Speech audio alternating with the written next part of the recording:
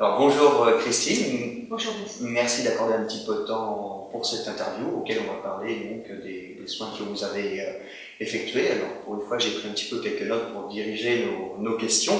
Alors en premier, quelque chose d'important, je vais vous parler par rapport à cette réhabilitation importante. Si vous pouvez nous parler de ce souci un peu physique et psychologique par rapport aux problèmes dentaires que vous aviez les dents assez détériorées. Oui, alors, vous savez, comme je vous disais déjà, mon père s'est fait arracher toutes les dents à l'âge de 40 ans avec un dentiste. Il était né 30 ans plus tard. Il aurait subi ce que j'ai subi, moi, c'était mieux, mais bon, c'était quand même pas très simple à vivre. J'ai passé ma vie à avoir mal aux dents, aller chez le dentiste, plombage, couronne, douleur, névralgie. Et puis finalement, je me retrouve à 55 ans, je dis à mon entourage que je vais me faire changer toutes les dents. On me dit, mais ah oui, mais t'as pas des dents, mais j'ai jamais vu que tu avais des dents, tu avais des problèmes, parce que j'ai toujours pris grand soin de mes dents. Si mes dents avaient été belles au niveau des soins que je leur ai apportés, je ne serais jamais venue ici. Mais alors voilà,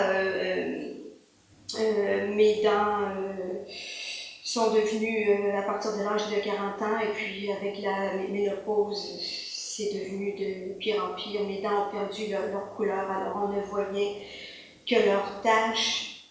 Et puis, l'émail était faible, donc il y a eu plusieurs fentes sur mes dents.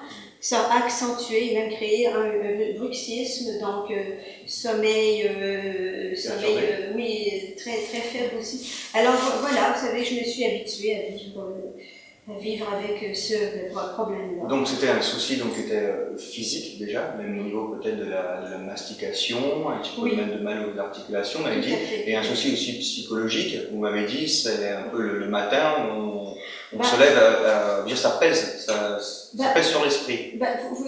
Oui, parce que vous savez, on a l'idée préconçue qu'une personne qui n'a pas de belles dents, vous savez, c'est l'image des dents de pirates, vous savez, les dents toutes noires, tout ça. Mais il y a beaucoup de gens comme moi, principalement des femmes, qui ont un héritage.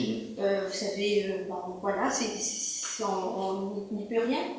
Alors avec l'âge, les dents deviennent perdent leur couleur et deviennent faibles. En fait, mes dents avaient diminué de volume. On a les photos pour montrer justement la photo avant. Il faut les montrer. Voilà, pour montrer un petit peu comme la situation, pour que les gens comprennent mieux la situation dentaire. Ma fille me disait, mais t'as pas besoin. J'ai dit, mais attends, toi.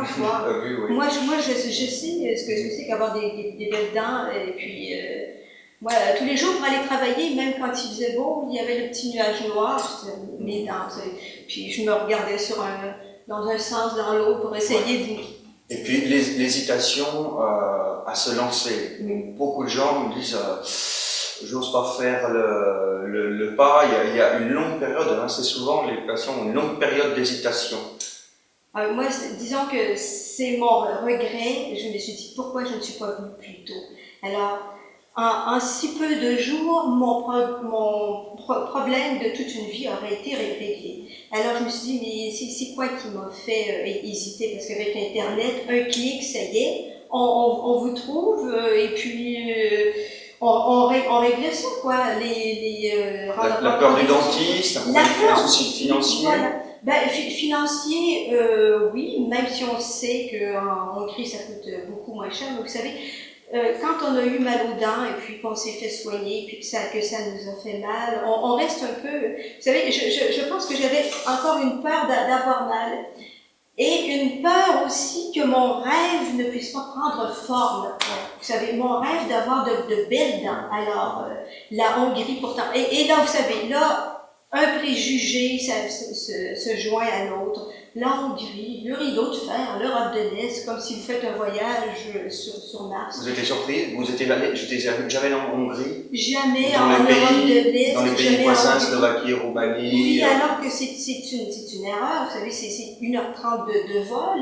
Ça ne coûte rien, 149 €. Et puis, ici, on se loge très bien. C'est un pays qui est très ouvert. Surprise. Oui, énorme, mais énorme. Moi, je suis ici depuis 20 jours presque, ça m'a permis de passer très, très vite. Bon, bien sûr, ma famille me manque, mais bon, ici, il y a tellement de choses à voir, et puis les gens sont honnêtes aussi. Ils sont accessibles, honnêtes, puis si vous êtes piéton, la ville est à vous. Vous savez, on marche, il y a des parcs partout. Beaucoup de touristes. Oui, beaucoup de touristes. Beaucoup de touristes. Question suivante, le choix du dentiste. Pourquoi vous êtes là? Je pense qu'au niveau des démarches, vous avez fait des recherches sur Internet. Oui. Et vous avez contacté, j'imagine, plusieurs agences ou dentistes. Oui, tout à fait. Moi, comme je vous l'ai dit, vous êtes un très très bon commercial et c'est vous qui m'avez convaincu. Pourquoi? Je n'ai pas donné commercial. Je ne sais pas trop comment. Oui, je sais. Ça, c'est un autre bon point pour vous. Parce que, pour vous dire des choses simples, pour moi, c'était un problème qui touchait l'émotif beaucoup. Vous savez, c'est un rêve que je caressais, avoir de belles dents. J'avais aucune idée si quelqu'un au monde pouvait rendre ce rêve-là possible. Parce que mes dents étaient tellement brisées, tellement jaunies, vous savez, j'avais aucune idée. Mais vous et le docteur Souba, vous vous êtes montrés humains, vous savez, comme des personnes qui savent ce que des clients, ce que des futurs patients comme moi ressentent. Vous savez, quand on a un passif dentaire comme le mien, vous savez, si on vous dit, vous savez, comme par exemple, un commercial, pardon, m'a dit, bien écoutez madame, vous venez en Hongrie, vous venez à la clinique, et puis le dentiste voit, c'est lui qui vous dira, mais bon, si vous avez des dents saines, il ne va pas vouloir toucher à vos dents. Ben oui, mais mes dents saines, mais je veux qu'elles soient belles aussi. Alors ça, on m'a dit ça tous dit, madame, vous avez des dents saines. Oui. On avait plusieurs contacts téléphoniques. Oui. Assez longs. Et puis le docteur Chouba vous a téléphoné également. Il m'a téléphoné, il m'a écrit plusieurs fois. Alors j'ai reçu un devis très, très précis. C'est le seul qui a pris la peine de faire un travail de fond, qui m'a envoyé un devis avec un prix, vous savez, ça va vous coûter probablement tant, mais finalement ça m'a coûté moins cher. Parce qu'il y avait moins de travail à faire. Donc, le devis, le site internet, vous avez consulté leur site internet, on fait aussi des interviews. Vous en avez vu d'autres avant de venir, nos interviews? Oui, ben moi c'est sûr que mon problème était moins grave que plusieurs patients, parce que moi...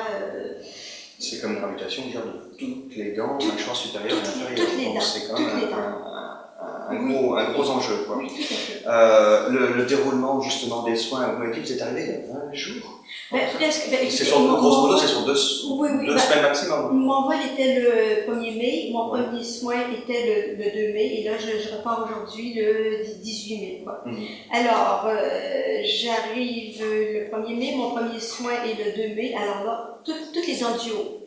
Alors il m'a limé, taillé toutes les dents du haut, et il a mis le partiel en haut. Le provisoire dès la première étape. Voilà. Le 2 mai, c'était un lundi. C'était un mercredi, je crois. Oui, je crois. Mardi. Début de semaine, ouais. Voilà. Le 3 mai, la même chose, toutes les dents du bas. Alors là, il a enlevé tous les couronnes, les plombages, et il a limé toutes les dents et il a posé le partiel. Ça devait être des sessions assez longues, j'imagine, pour le haut et le bas, chaque jour. Le haut, c'est pas trop mal, alors j'étais toute fière. J'arrive ensuite le jour suivant, je lui dis, ça s'est bien passé. Je me dis, attendez. Alors, le deuxième soir, une fois que les dents du bas ont été faites, là, ça fait très mal. Mes gencives étaient rouges, vifs, mais vous savez, c'est énorme comme travail. Et là, j'ai commencé à m'imaginer des choses, m'imaginer que si ça marche pas, alors là, ce jour-là, vous êtes venu à la clinique, alors là, je me suis dit, bon, je vais enfin pouvoir parler français. avec un français, mais aussi, bon, j'avais suffisamment de confiance en vous pour vous parler. C'était rassurant, on s'est vu sur place, Voilà. il y avait d'autres patients, on avait M. Abad qu'on a interviewé qui lui avait terminé les soins, Oui. donc c'est un petit peu rassurant, voir d'autres patients qui eux ont terminé les soins, surtout d'autant plus quand ils sont très satisfaits.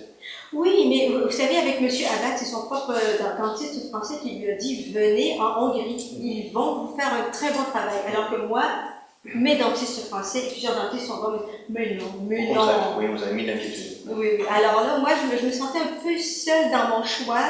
Je me disais, si ça ne marche pas tout ça, je vais me retrouver, j'aurais plus de dents, alors que je porte un dentier. J'aurais dû faire ce qu'on m'avait dit. Et puis, bon, alors, on s'est vu, on a un peu parlé. Et puis...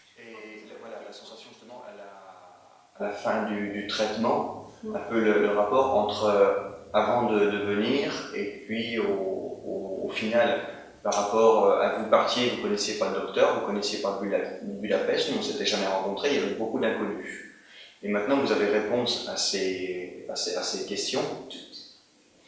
Bon. Ça correspondait par rapport à ce que vous imaginez quand même. Bon, c'est sûr qu'il y avait des inquiétudes, mais est-ce que, comme vous m'aviez imaginé, comme vous avez imaginé le docteur, est-ce qu'il y a vraiment une correspondance?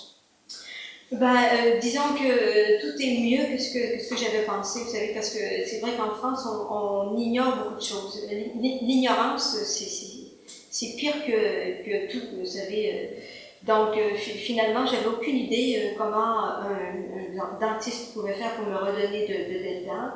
Alors, c'est des couronnes, même sur dents vivantes. Alors, pour moi, c'était nouveau. Alors, voilà, vous savez, j'ai osé et puis j'ai vraiment bien fait. Je suis très très contente. Et puis ça fait plaisir à notre époque aussi de voir des gens qui travaillent avec cœur et puis qui aiment ce qu'ils font, vous savez.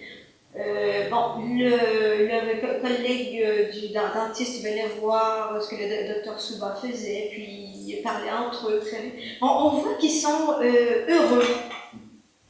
Vous savez, c'est des hommes qui ont fait des études quand même très longues et puis qui sont dans une lancée. Et puis là, on leur offre la chance ici en Hongrie de créer, d'être eux-mêmes puis d'aller plus loin. Puis ça se voit. Ça. Moi, une fois que toutes mes dents ont été posées, je suis revenue tous les jours parce qu'ils disaient ici à gauche, à droite, il faut que ce soit parfait. Et si c'est pas 300% parfait, je suis pas heureuse.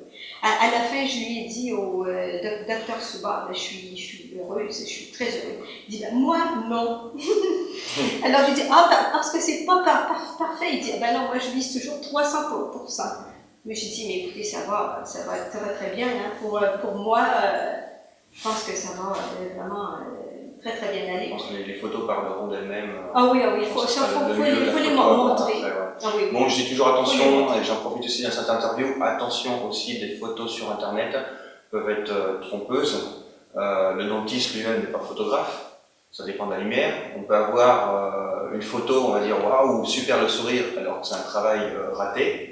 À l'inverse, on peut avoir une vilaine photo d'un travail réussi. Oui. Donc, toujours prendre du recul par rapport à ce qu'on voit. Moi, je pense qu'il faut regarder sur la photo, c'est la jonction entre la dent et la gencive. Oui. Et ça, toutes ces dents, arriver à les faire joindre parfaitement, ne pas avoir d'espace entre la dent et la gencive. Là, chapeau. Quand le docteur Chouba m'a envoyé les photos, je suis resté bouche bée, je vois beaucoup de travaux, mais c'est vrai que j'imagine que c'est un travail vraiment d'une très très grande minutie. J'en profite franchement pour le... J'aurais voulu qu'il soit là pour qu'on le félicite pour son travail. J'aurais voulu qu'il soit d'une très grande finesse. Ça donne confiance, vous savez, parce que tant que c'était pas tout à fait parfait, il disait revenez madame, et puis tout ça, puis voilà, là maintenant je suis pas confiante. Bien. Voilà, avec un grand sourire. Et puis aussi, vous disiez, au niveau du sommeil, vous avez senti un changement aussi au niveau des articulations. Parce que c'est. Oui, parce que quand même, oui. Alors, les 3 premiers jours que j'ai eu mes nouvelles dents, je dormais 10 heures par jour. Parce que mes dents étaient tellement usées que j'avais déphasage, vous savez. Et le bruxisme, c'était un effort chronique de mon corps pour essayer de remettre les dents droites, donc ça les a usées encore plus. Vous savez, c'est le cercle vicieux, quoi. Donc, j'ai dormi. Peut-être décontracté aussi, parce qu'avant vous aviez la pression, il y avait le stress, c'était ça aussi qui vous empêchait de dormir. Mais oui, puis le visage quand même, on a tous nos sens, on a des glandes dans le visage, tout ça, alors ça compte, hein. Vous vous sentez mieux, le principal, c'est que vous sentez mieux. Je me sens beaucoup mieux. Je me sens beaucoup mieux. Voilà. D'accord. Et bien maintenant, par contre, il faut qu'on, parce que c'est l'aéroport, vous repartez. Je repars. Voilà. Et le traitement, donc en fait, il a été terminé, c'était mardi de semaine. Mes dents ont été posées le 15, oui. Ouais. Donc c'était sur 2 semaines, grosso modo, du 2 au 15. Voilà. Oui, mais attendez, je suis arrivée le 1er, mon traitement a commencé le 2 et ça s'est terminé, mais en fait le 17 hier.